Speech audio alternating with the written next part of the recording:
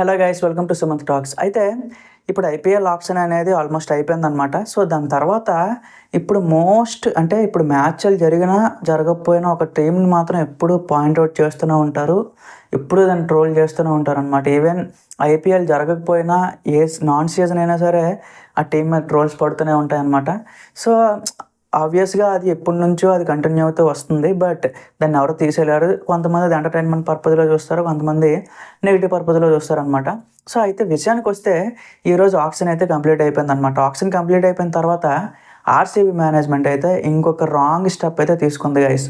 So అది అందరూ అదే అంటున్నారనమాట. ఎందుకు అంటే లాస్ట్ ఇయర్ ఎక్కడో 7 మ్యాచ్లకి ఒక మ్యాచ్ గెలిచి ఎక్కడో టేబుల్ డౌన్లో ఉన్నప్పుడు వాళ్ళు క్వాలిఫై అయ్యే విధంగా వచ్చారనమాట. సో 7 మ్యాచ్ల్లో కంబ్యాక్ ఇచ్చి క్వాలిఫై అయిపోయారు. తర్వాత అక్కడ సెమీఫైనల్ దగ్గర క్వార్టర్స్ దగ్గర పోయారు. బట్ అది పక్కన పెట్టండి. బట్ ఆ కంబ్యాక్ ఇచ్చే ప్రాసెస్లో విల్ జాక్స్ అనే బ్యాట్స్మెన్ చాలా ఇంపార్టెంట్ రోల్ అయితే ప్లే చేశాడు అనమాట. బట్ వీళ్ళకి ఏమైందో తెలియదు, కనీసం ఆర్టీఎం కూడా యూజ్ చేయకుండా ముంబైకి ఇచ్చేశారనమాట ఆ బ్యాట్స్మెన్ని.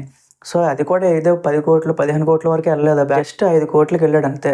సో 5 కోట్లు అంటే ఆర్సీబీ దగ్గర అప్పటికే మోర్ దెన్ 10 crores పర్సులో ఉందన్నమాట. సో వాళ్ళు అనుకుంటే విల్ జాక్స్ని ఈజీగా తీసుకుని ఉండేవారు, బట్ తీసుకోలేదు.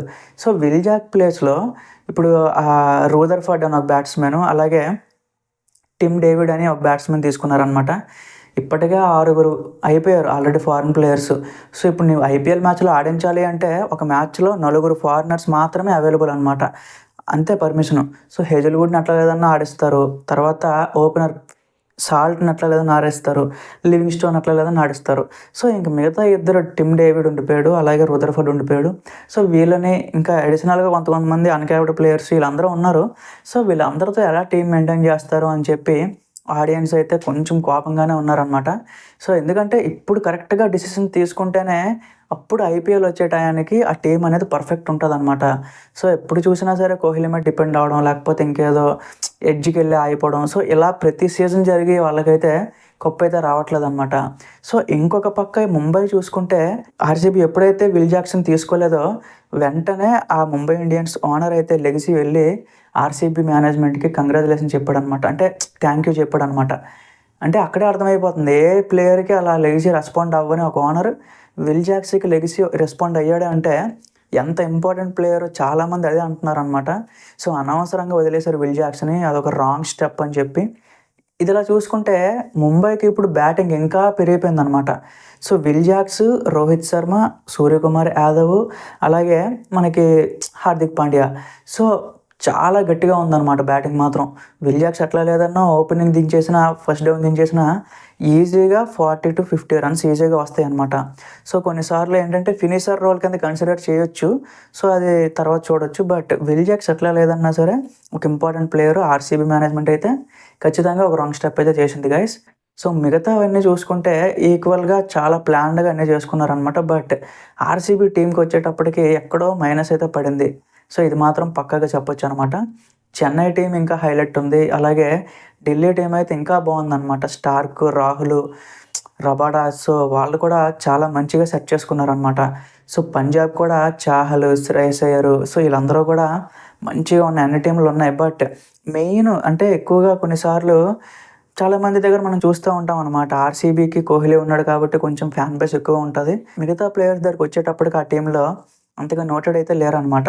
లివింగ్స్టోన్ ఎప్పుడు ఆడతాడో తెలియదు, టిమ్ డేవిడ్ ఎప్పుడు ఆడతాడో తెలియదు, మళ్ళీ ఆ కోహ్లీ మీద డిపెండ్ అవుతారా అని చెప్పి ఫ్యాన్స్లో అయితే కొంచెం డౌట్స్ అయితే ఉన్నాయన్నమాట. సో అలాగే ఇంకొక పక్కన చూసుకుంటే ఇప్పుడు బౌలింగ్ లైనప్ అంతో కొంత ఇంప్రూవ్ అయిపోయిందనమాట.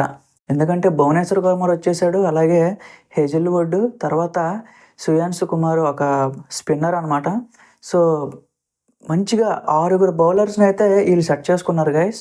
అది మాత్రం ఎప్పుడైతే భువనేశ్వర్ కుమార్ వచ్చాడో సో అదే ఒక ఇంపార్టెంట్ స్టెప్ అని నేను అనుకుంటున్నాను. ఎందుకంటే చిన్నస్వామి స్టేడియంలో ఆ స్వింగ్ కొంచెమైనా పడాలి, పడితేనే బ్యాట్స్మెన్ అవతల టీం బ్యాట్స్మెన్కి కొంచెం ఇబ్బంది అవుతుంది, అప్పుడు ఏదో స్లో అవుతుంది. బట్ ఇది భువనేశ్వర్ కుమార్ ఆ ఒక్క పని చేయగలిస్తే మాత్రం ఖచ్చితంగా బెంగళూరుకి బౌలింగ్ ప్లస్ అయినట్టే. సో మిగతాది హేజల్వుడ్ చూసుకున్నా వీళ్ళకి ఎట్లా లేదన్నా మంచిగా అవుతుంది అనమాట. అలాగే కృణాల్ పాండ్యాని తీసుకున్నారు. సో అది కూడా ఒక డౌట్ఫుల్ పిక్కే, ఎందుకంటే బట్ ఎక్కువ ఖర్చు పెట్టలేదు, 5 కోట్లు పెట్టారు, అది అంత ఇదేం కాదు. ఏదో ఆల్రౌండర్ ఉండారు కదా అని చెప్పి లెఫ్ట్ హ్యాండర్స్ ఎవరు లేరు అనమాట వీళ్ళకి ఇప్పుడు. అందుకని చెప్పి కృణాల్ పాండ్యాని తీసుకున్నారనమాట. సో అది ఒక మంచి పిక్ అనుకోవచ్చు. సో కృణాల్ పాండ్యాతో పాటుగా నితీష్ రాణాని కూడా తీసుకొని ఉండుంటే పర్ఫెక్ట్ అయిపోయేది, బ్యాలెన్స్ అయ్యేదనమాట. బట్ వాళ్ళు నితీష్ రాణాని వదిలేశారు, కృణాల్ పాండ్యా కోసం వెళ్ళారనమాట. సో చూద్దాం ఏమవుతుందో. ఈ సీజన్ అయినా వాళ్ళ అదృష్టం మారుతుందో లేదో మీరే చెప్పాలి కింద కామెంట్స్లో. సో అది గైస్, థ్యాంక్ యూ.